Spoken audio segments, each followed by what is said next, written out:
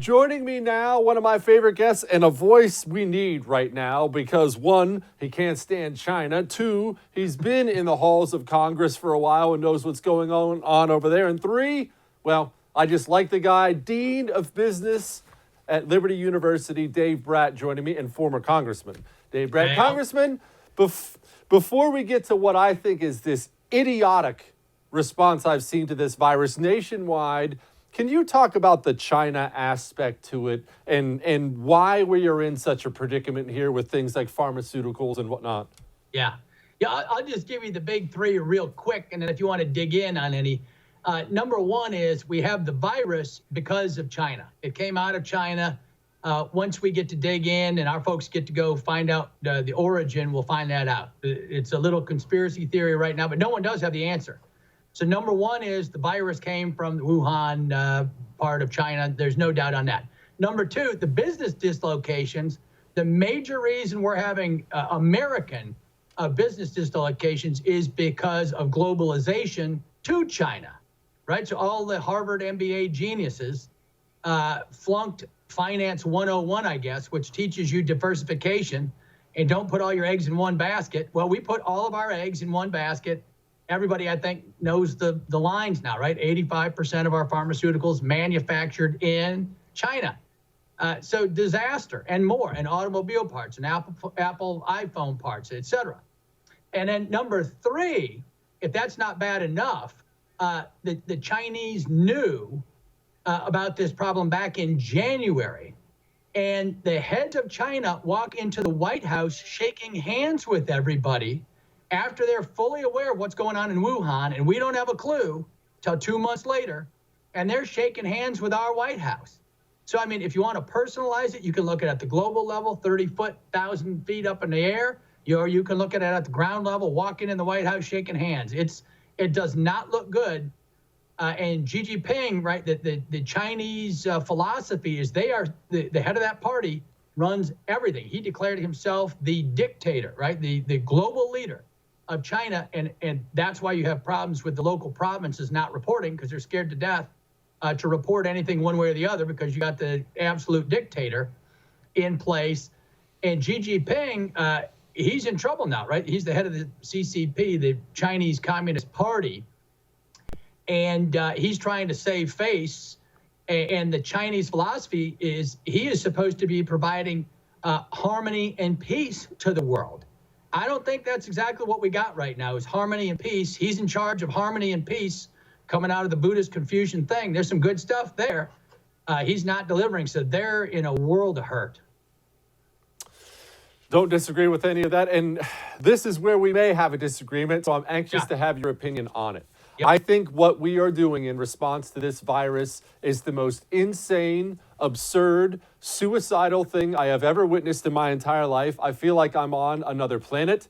You do not shut down an economy of 350 million people. You don't just decide to lock everybody indoors for a week or two and see what happens. I think that is flat out moronic. I think we're going to harm more people than we're helping. I'm looking at 140,000 jobless claims in Ohio from 1 week when it was 5,000 the week before. We are heading towards a Great Depression, which will equal an insurmountable loss of life that cannot even be counted. I think all this is idiotic. Tell me where I'm wrong.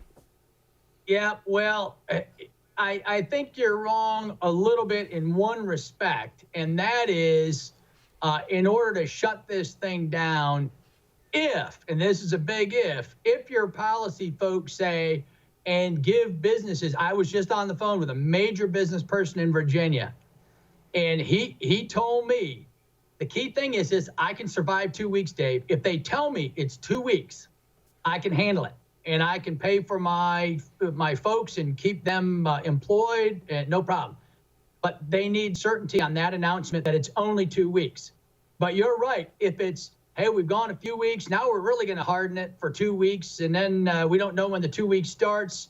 And by the way, this could go on till July, or it could go on 18 months now in some of the journals.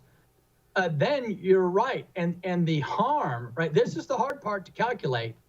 But in economics, you're supposed to, maximize welfare and minimize harm. And so you're going to have the harm from the virus, But you're right to emphasize no one is calculating the social harm to the poor and to everyone we care about from shutting down the economy. These could be permanent dislocations from the employment side, right? And going way back, Maimonides, right, the great Jewish ethicist, way back, well respected. He had a pyramid of the virtues, and guess what was at the top of the virtues for Maimonides is getting someone else a job. Because if they have a job, then all the other social benefits that are needed kind of go away, right? Then you don't have the unemployment piece. You don't have the health care piece. You don't have the need for transportation, if you got a paycheck coming in.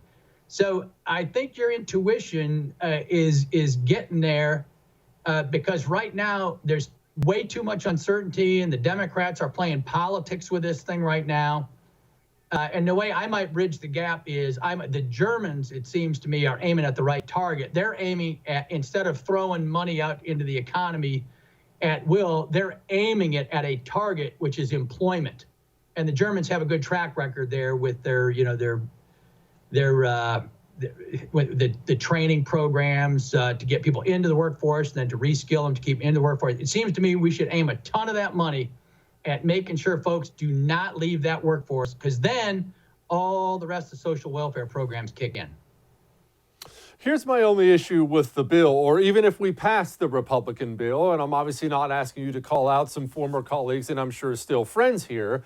Yeah. It's a $1 trillion bill. We have Yeah. a $20 trillion economy. Even if they pass the perfect bill, which we all know there's never been a perfect bill passed and there never will be a perfect pass, and even if the smartest guy in the world implemented putting $1 trillion into the economy, that is a drop in the bucket for a $20 trillion economy. The government can't do it efficiently. They can't do it fast enough. And these small businesses, the ones I know, 2-3 weeks, they're just like your business buddy. And then that close sign is permanently on the door. I think the only thing that saves us is getting America back to work. Yeah, well, I agree with that. And that's why the employment side is the key. And you're kind of right on the scale of these things. They're kind of doing the Keynesian, fill in the missing demand gap, but they're treating it like any dollar matters as much as the others. And I think they're forgetting the lessons from the 2008 financial crisis. When you go into bailout mode, it looks like they're going to target Boeing and then the big auto and the big this and the big that and whatever. And that's why you have a populist revolution going on right now, is in reaction to the 2008 bailouts. And all the small business folks in the flyover country got left behind and were not included in any of the bailouts. And it's kind of the opposite of the American business philosophy and free markets, right? If you want to, free markets mean that you have competition, right? You don't have big anything. But right now in the U.S., we got big everything, right? You got big Google, big Facebook, big healthcare, big automobile, big airlines, big national defense contractors. And they're the ones with the lobbyists that are writing lines in the bill right now. And big labor, wait till you see what the Democrats want, right? They got big states who are all bankrupt due to fiscal malpractice in the past.